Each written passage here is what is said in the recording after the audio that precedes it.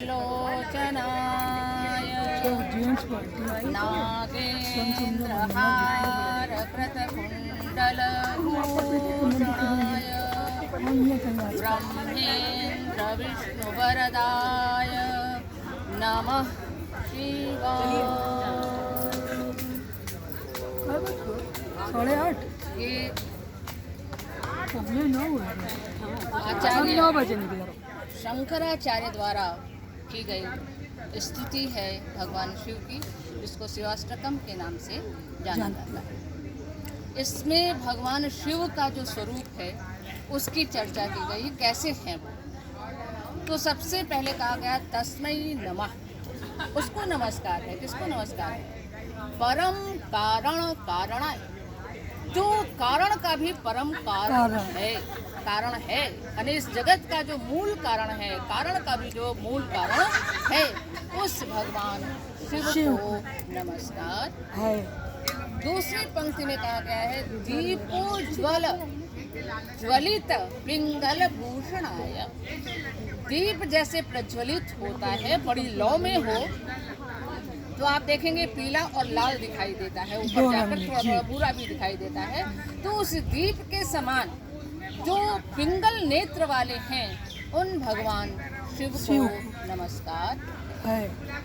उसके बाद तीसरी पंक्ति में कहा जा रहा है नागेंद्र हार कृत कुंडल भूषणाय, जिसके गले में सर्पराज का माला है और कानों में सर्प का ही कुंडल है, उस भगवान शिव को नमस्कार है।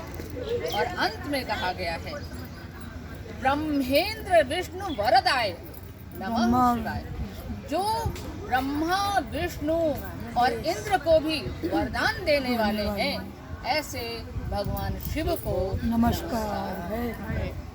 तो इसमें जो अंतिम पंक्ति आई है वो ध्यान आकर्षित करती है कि भगवान शिव ने कैसे इन तीनों को वरदान दिया।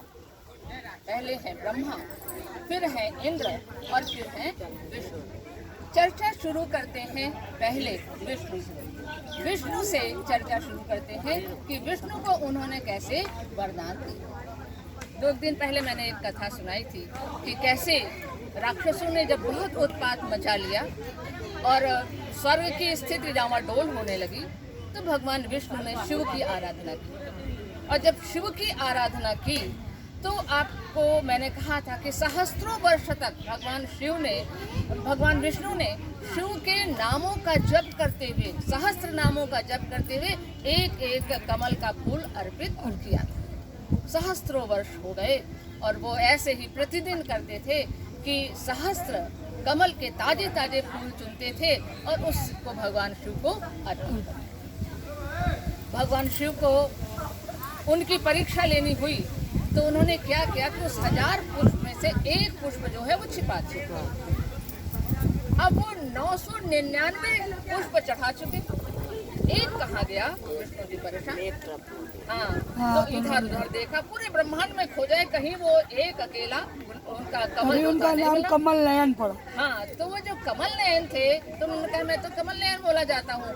एक नेत्र निकाला भगवान शिव को और शिव इतने प्रसन्न हुए, वो तो औघड़दानी है, और इतने प्रसन्न हुए कि उन्होंने जो सुदर्शन था वो भगवान विष्णु को, तो विष्णु पर कृपा करके उन्होंने क्या दिया? सुदर्शन दिया। इंद्र को भी आप जानते हैं कि इंद्र कैसे थे, और इंद्र राज हैं, तो वो उनको अहंकार बहुत जल्दी हो जाता था कि मैं देवताओं का राजा हूँ। तो उनके अहंकार से एक बार खिन्न हो गए भगवान शिव और उन्होंने कहा इनका ये अहंकार नष्ट करना ही करना है। और जैसे ही तैयार हुए उनको नष्ट करने के लिए, तो इंद्र के जो गुरु थे बृहस्पति, उन्होंने रोका। उन्होंने प्रार्थना की कि भगवान इनको छोड़ दीजिए, इन पर कृपा कीजिए।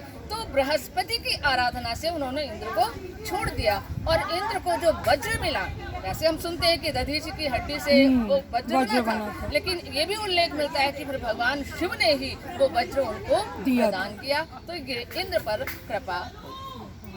सबसे प्रसंग आया कि ब्रह्मा जी पर कैसे किया। ब्रह्मा जी से तो वो रुष्ट हुए थे, ब्रह्मा पर उन्होंने कैसे कृपा की? तो देखिए, रुष्ट होकर भी कृपा की।